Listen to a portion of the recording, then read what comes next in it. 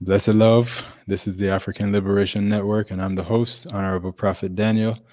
And this is another episode of the Garveyite Lessons. We're here with Brother President John Hargrove of the UNIA ACL Division 421 in Atlanta.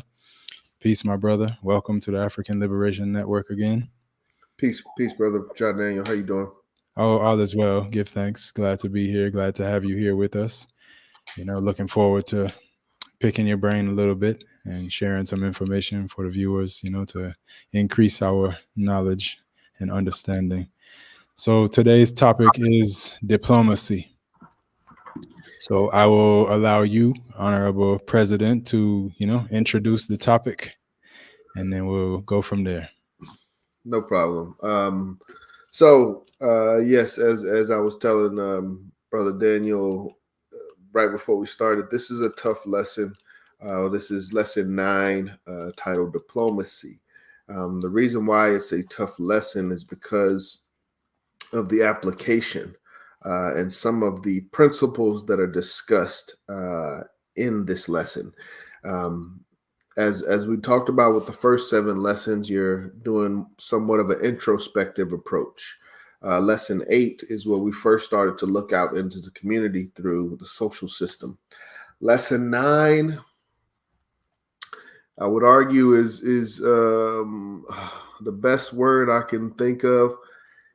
The word that came to my mind that I wrote down during the study is coercion.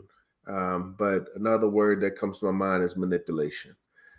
So this lesson really talks about how to be effective and get things done on behalf of that society we discussed in lesson 8.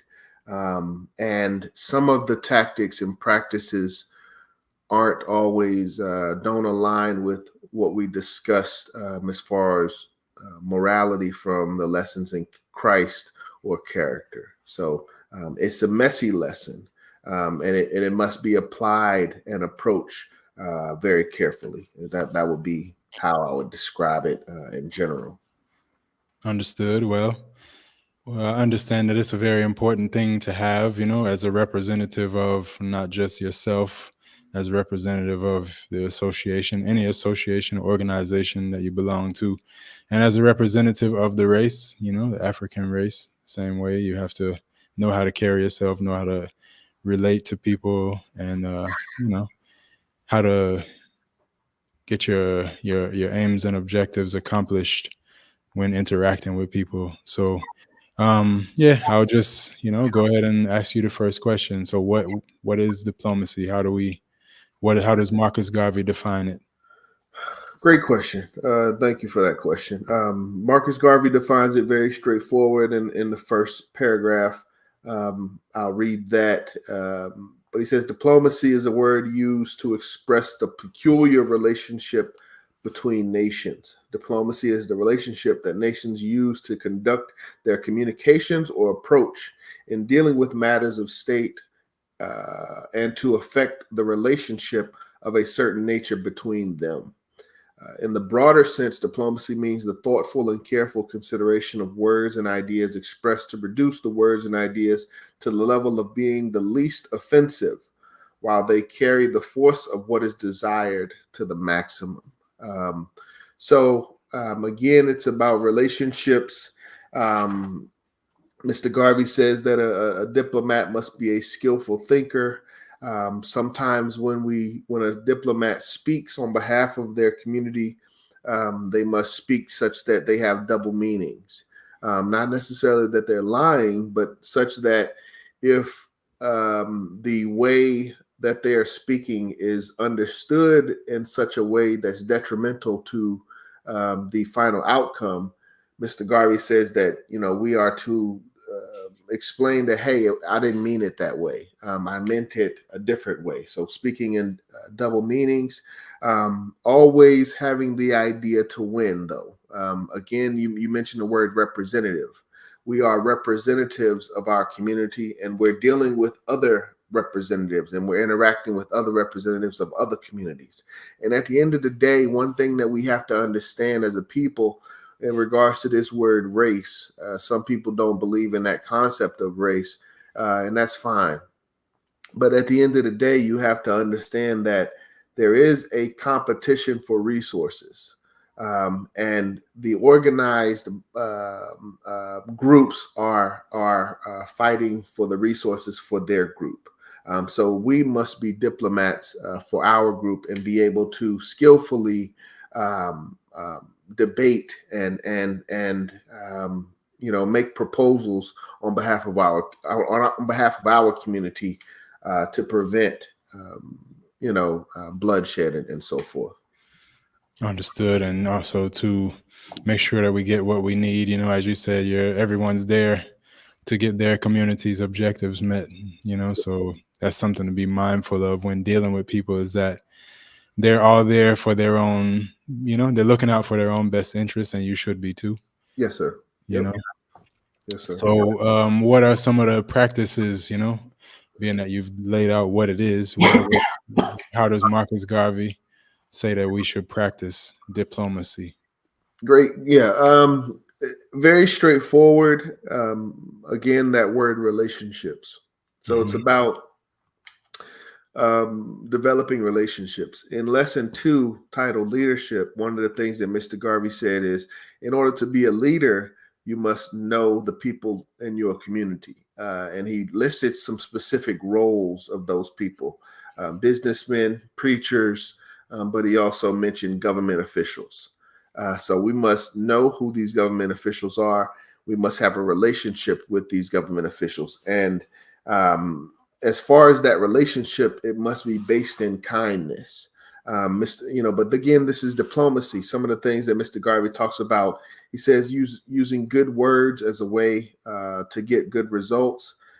Being gentle, never approach anyone that you want to get anything out, that you want to get any good results from in an offensive manner or to be contrary. We're supposed to make friends, always lead with a smile, always stay calm, being rational before we're emotional. And on the other end, as I said, it can be mistaken. He also talks about the fact that we must anticipate evil. So he says that sometimes from a diplomatic standpoint, we have to take a position of immorality because the diplomats that we're dealing with will use those same aspects.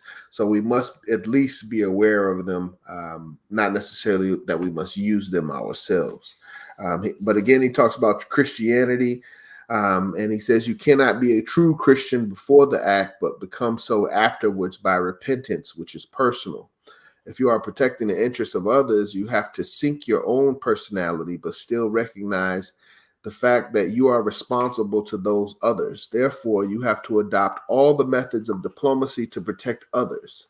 Hence, you cannot do so with a very Christian soul, because most of the souls you are dealing with are corrupt. So,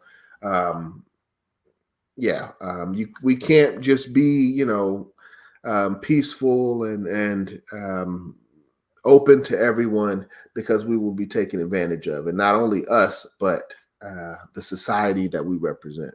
So. Yeah, well, it sounds like a balance of understanding how to use the right energy, the right approach, knowing who you're dealing with and what you're up against. Yeah, tapping into the dark side, I guess you could call it, Yes, and that's why I say you have to be careful about the approach. And the first thing that I tell our students when we go through this, as I said in the beginning, diplomacy is a word used to express the peculiar relationship between nations. So I like the idea. I do agree with the idea of, that concept of tapping into the dark side. But again, at the very end, we must understand that this is only meant to be used when dealing with other nations. Sometimes the students misinterpret or misunderstand this lesson, and they begin to use the principles within the organization. But that's a complete, that's not what the lesson is talking about. So. Right.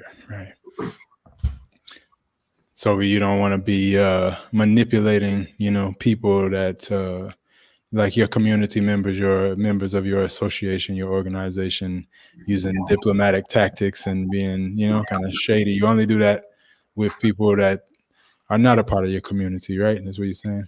Yes, pretty much. There's a section in here where, to be blunt, Mr. Garvey talks about, as I said, with the Christian concept, but when he says you can't be Christian, because there's another section where he talks about sometimes we'll have to lie, and he gives us a pass. He says, if you're lying in a diplomatic setting in order to bring about the outcomes that are desirable for your community, then as a representative, we have that responsibility to lie. And then we square that with our gods after the fact. But it's a very, gloves are off type lesson, using all tools capable for the benefit of our people. Understood. And no shame in that. Yeah, you have to know what you're doing, know who you're dealing with, how to deal with them. But the goal is to do what you have to do for you and your people's best interests. Can't be too nice sometimes. Exactly. Yes. Okay. That's kind of how we've gotten into the situation as a people, is by approaching the world with open arms, and by sharing our wealth of resources with other nations. And then now that they've become aware of the abundance that we have versus the scarcity that they have, they want to invade certain regions of the world. So we have to be careful about these relationships. Yeah, in a neo-colonial world wherein African people have been put in a position, African people on the continent and in the diaspora have been put into a position of, you could say, weakness. We're not so we don't have the upper hand due to the fact that they've put themselves in a stronger position because of the amount of wealth that they've been able to extract from us and from our land and all of that. Yes. It's like we have to know how to talk to them. It's like we, by all means, we should be able to demand what is ours because it's been, stolen from us and exploited and all of these things. But, I would say you probably wouldn't get very far talking a certain way. So you have to know how to, be diplomatic to get what you want. Yes. But not compromising too much, but just knowing how to create good relationships, as you said, and being strategic. Yes, absolutely. Yeah. Absolutely. It's even tough to talk about it, but at the end of the day, when we talk to our students, because some of our students, they question the approach, and it is hard to digest sometimes and to comprehend.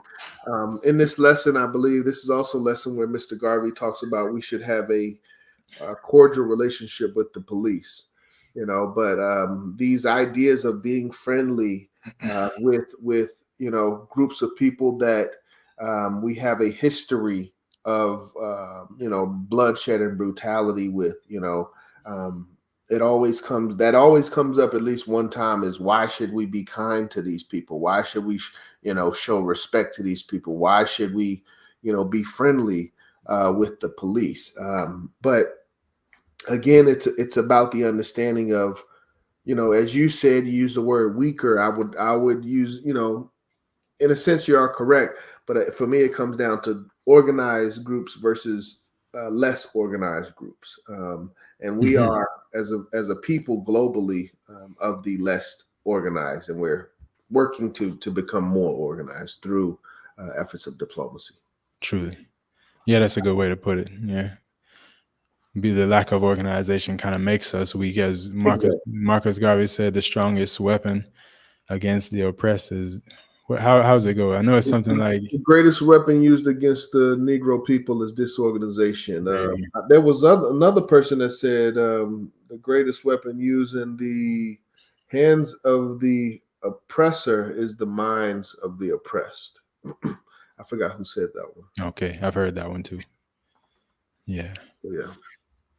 So, all right. Now, so the UNIA, what type of friendships, relationships, are you? It has the association been engaged in, and uh, what's been the success rate as far as utilizing diplomacy? How much has it gained the association? Good question. Success rate, diplomacy is always, I would say, 100% successful. Because it even if it is not successful in the long term, the attempt, the display itself puts us and the organization in a position of preference, so to speak. If there does become an issue down the road between us and any organization, specifically government organizations, United States government organizations, we have that record of we have extended the olive branch, so to speak. We have attempted to reach out to them and develop relationships. So even the attempt in diplomacy, I would say, is automatically makes the process successful. But in regards to reality, we've had a good relationship with several entities here in the city of Atlanta. Some I can't, some I can't even speak of, honestly. Understood. For that aspect.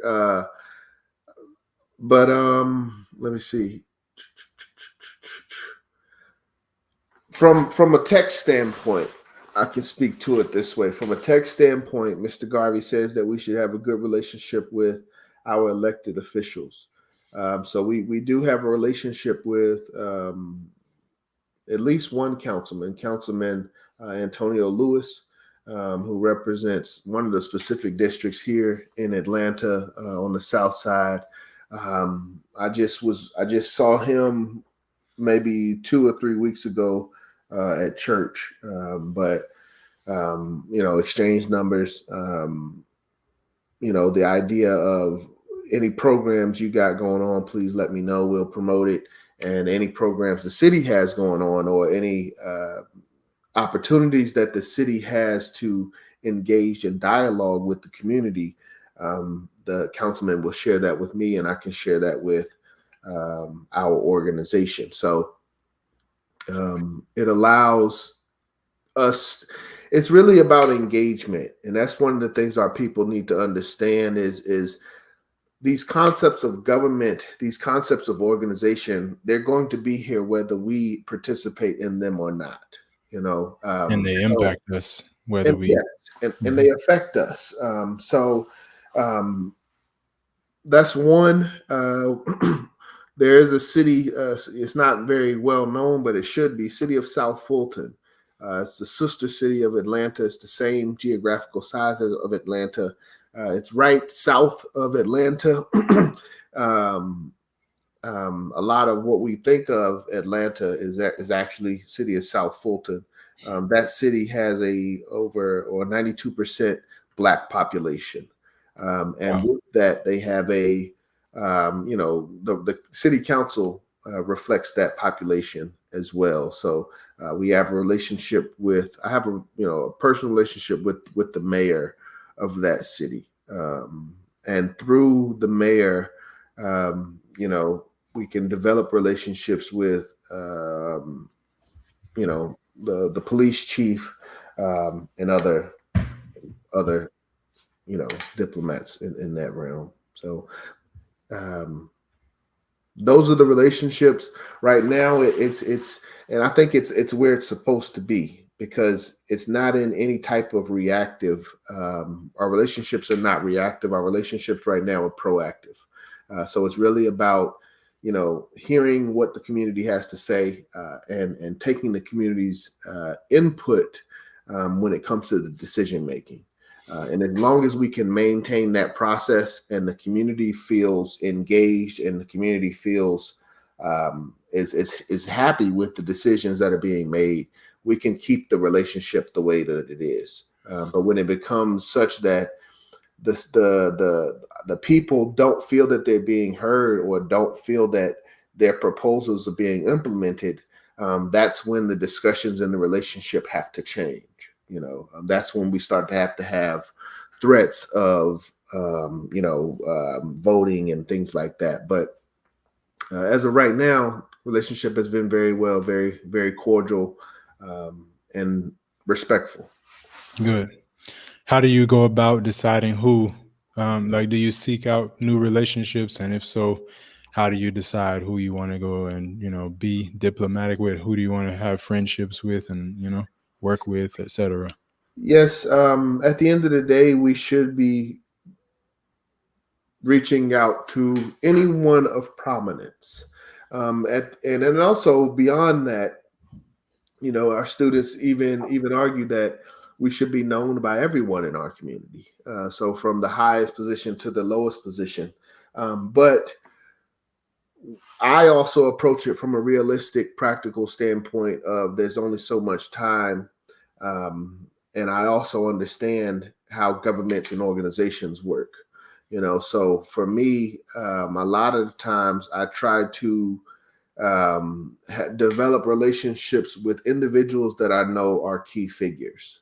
So whether it's a councilman over a specific district, or it's I don't know the word. I'm trying to think of the right title. I think it's like captains. They have captains of police stations throughout Atlanta, fire departments. So it's to understand the concept of the services first. What are the services that we need, and then backtracking. Okay, what is the organization that provides that service? Who is the head of that organization? That's the people that we need to know. So feeding programs. If there's a feeding facility, we should know the individuals that not just the person that's bagging the food, but we should know the person that's managing the process as well. Understood. Yeah, well, that makes sense, to find out why like the relationships that you seek out would be based on a need, right? Yes, yes, And then meet yes. the right person to help to facilitate accomplishing or meeting the need for the people. A lot of our relationships now and in the past, some of our best relationships have come through churches. So a lot of our people congregate and look to churches for spiritual guidance. So the pastors of these churches, we should know them. We should have a relationship with them. We should be, utilizing their facilities for programs, and also, so event spaces. When it comes to having Garvey Day, the Shrine of the Black Madonna is a space that we've utilized over the several years. So having a relationship with the owners of these facilities are required in order for us to be effective. So Yeah, give thanks. Yeah, and I mean, you never know how much resources you might be able to acquire, like say when you have charitable works like that, what you do, what the UNIA does, you never know how much money you might be able to save.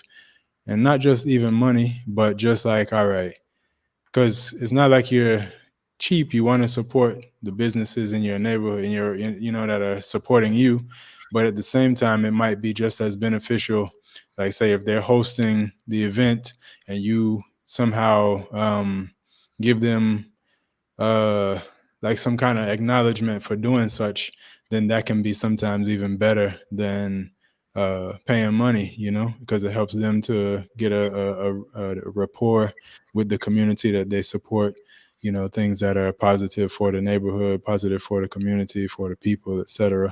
So that's a tactic of diplomacy right there, like creating ways to work together that are mutually beneficial. Yes. Yes. Yeah.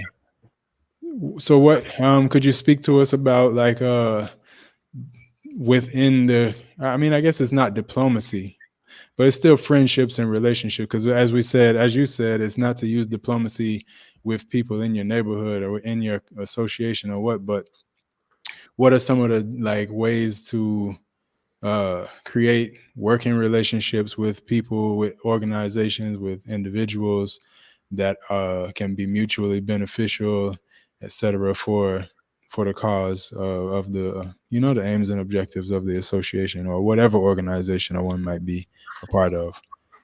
You said, what are the ways to establish those relationships? Create mutually beneficial relationships and opportunities. Um, it's very fundamental. Any relationship, whether it's um,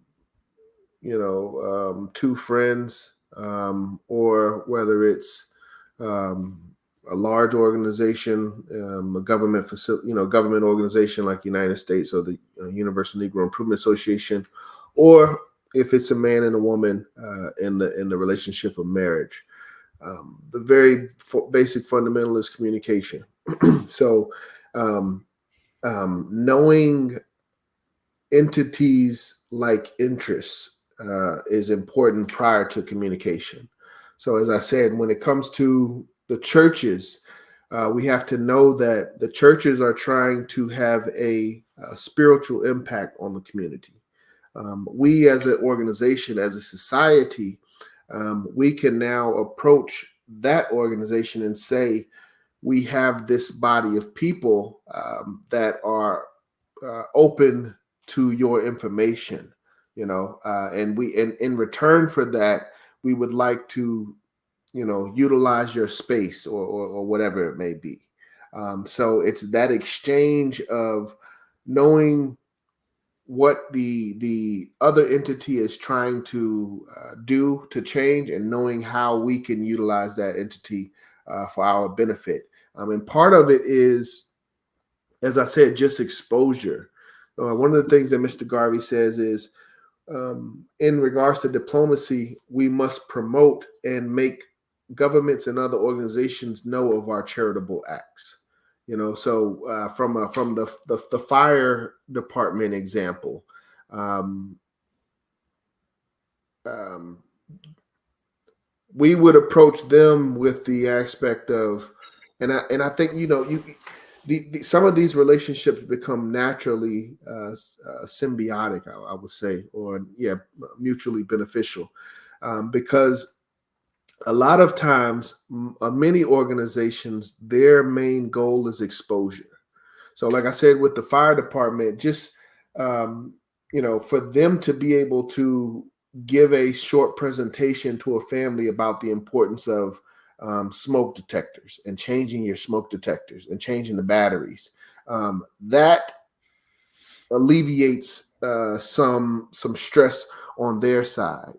And they know they're very thankful of the fact that we can bring a community to them for them to get that information and disseminate that back into the community. Same thing for the police department.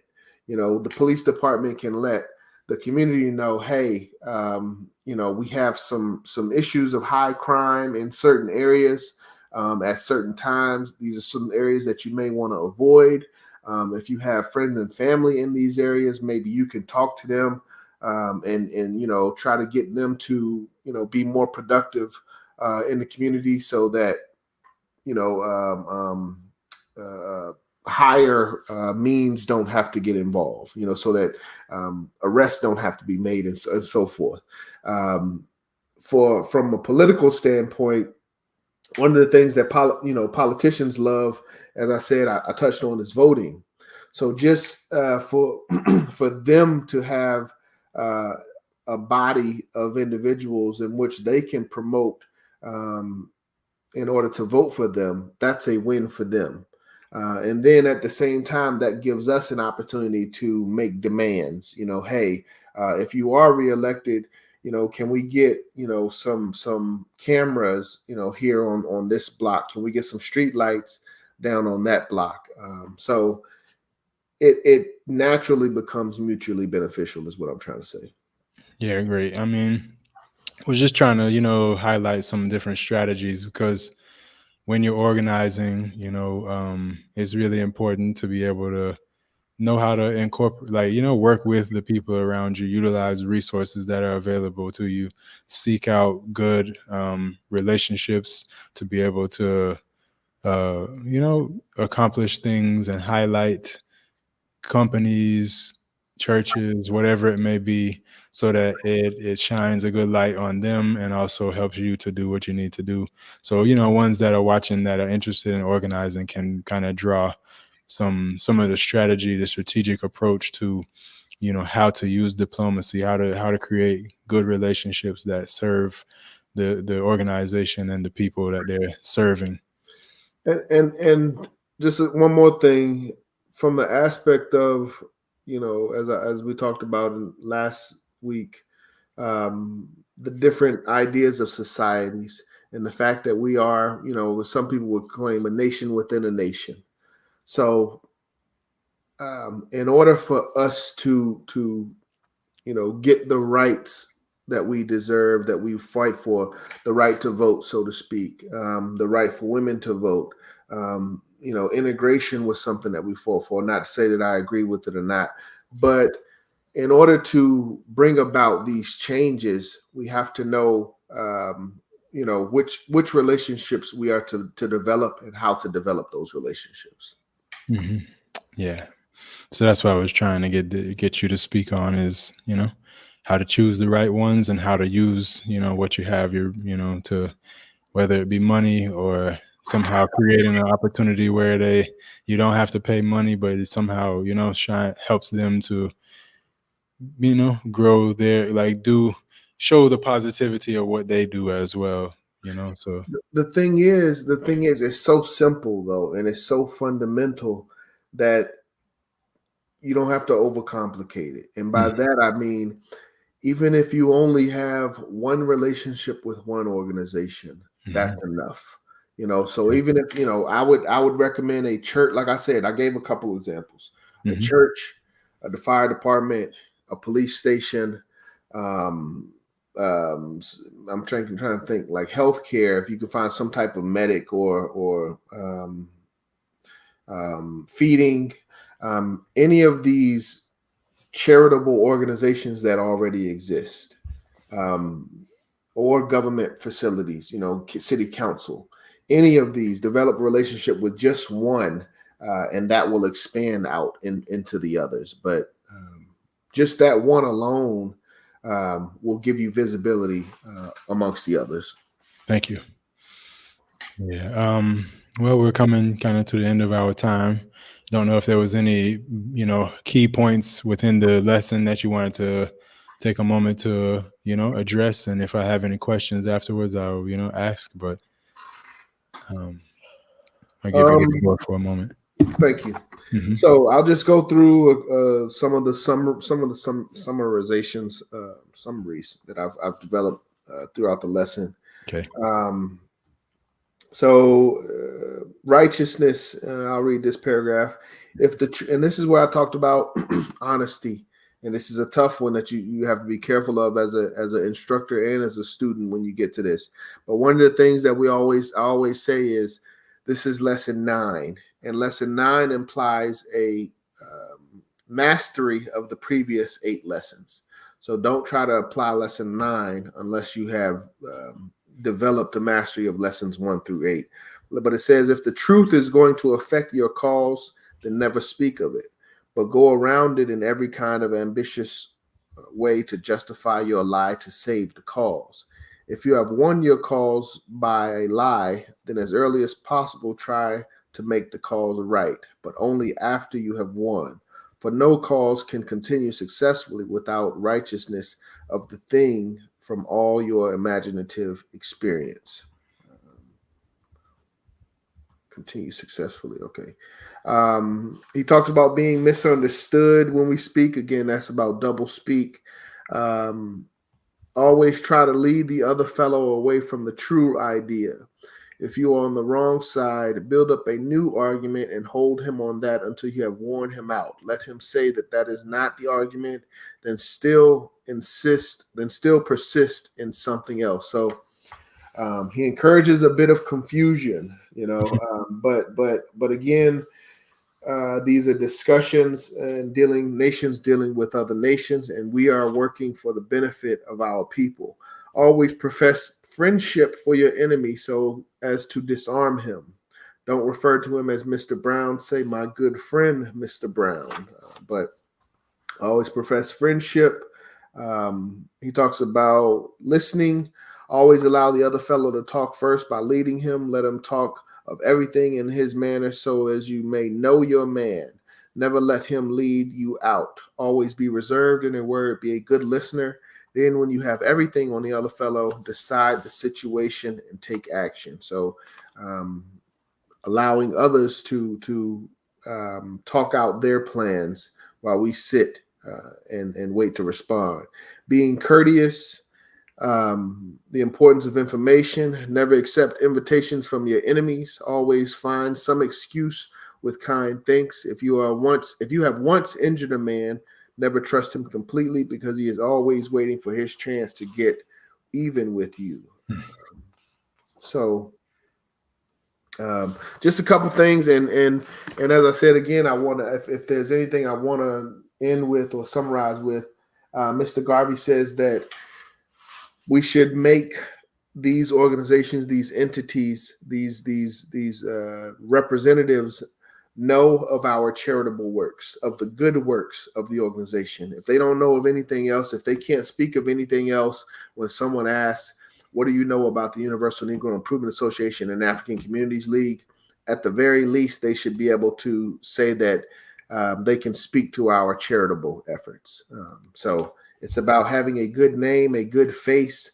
We touched on that in lessons 1 through 7, but now this is talking about having a good name and a good face as an organization and the tactics that it takes as a representative to do that. Awesome. Well, thank you very much. I mean, it speaks for itself. I mean, of course, there's you have to have discretion, as you said, when it comes to dealing with other people, other, countries, governments, organizations that are outside of your community, outside of your society, knowing when to tell a lie, and how to do it. And yeah, you don't want to become a liar, but at the same time, if you have to do that to get what you need, it's justifiable, because if we lived in a world where everybody had each other's best interests at heart, then yeah, it would be, you don't want to be a liar, but that everybody else is lying. You're not going to be the only one in there acting holy. Yes, and being taken advantage of, Yes, sir. Yeah, you don't bring a knife to a gunfight. Yes, sir. Yes, sir. Yeah, so give thanks for the wisdom of Marcus Messiah Garvey. Thank you, Brother John, for expounding upon it. Hopefully the interview, the reasoning was helpful for those in the community who are, trying to organize themselves. I would encourage ones, if you're not already a member of the UNIA, Brother John will share the information so you can reach out and either join a local division or help to be, to start one of your own in your region. Yeah, Brother John, you go ahead and do your thing there. Yes, sir. Thank you, Brother Daniel. But yes, as we've said, and as Mr. Garvey said, the greatest weapon used against our people is disorganization. So that is what we are here to promote, and that is what we are here. This entire course is a course of instructions on exactly how to do that, how to organize. So if anyone is out there and wishes to learn more about Mr. Garvey and the UNIA, please reach out to me. My name is Brother John. I can be reached 678-631-9404. You can reach us email Atlanta Division 421 @gmail.com. We have a YouTube page, Atlanta Division 421 on YouTube, also Facebook and Instagram. So, but yes, the goal is organization. We will not stop until we meet our goal, and until all Africans throughout the diaspora are organized. So, thank you, brother Daniel. Race first. Race first, my brother. Thank you to all the viewers. Thanks for being with us. Thanks for your attention. As I said, hopefully this was helpful to you. Create good relationships. Use your strategy. Of course, it would take a bit more studying to understand some various strategies of how to really utilize diplomacy, but at least we got you thinking along the lines of the fact that you need to be diplomatic, and that you need to create good relationships with people that have resources or things that can benefit you and your cause. Yes, so reach out to the brother, and you can also reach out to me, the African Liberation Study Group. We are now we have taken the project of reading books together and studying and reasoning. We have a WhatsApp group where we study and we have meetings to discuss what we read. If you want to be a part of the study group, you can reach me at jadaniel.r7design@gmail.com. And also we have a reading list of books, for the Pan-Africanist who's interested in learning more. We have a reading list, so you can reach out to me also and get a copy of the reading list. Feel free, and I encourage you to. Marcus Garvey said to read at least 4 hours a day, and to fill in any time that you have any downtime with reading. So, pick up some books and read books that are going to help you, to be more effective, and more beneficial to your people. So with that being said, this is the African Liberation Network. I'm the host, Honorable Prophet Daniel, and we give thanks for our co-host, the Honorable President, Brother John Hargrove of the UNIA ACL in Atlanta, Division 421. And until next time, keep reading, keep learning, keep studying, and keep bettering yourself. Give thanks again. Blessed love. Peace, brother. Thank you. Peace, my brother. Peace to the viewers as well.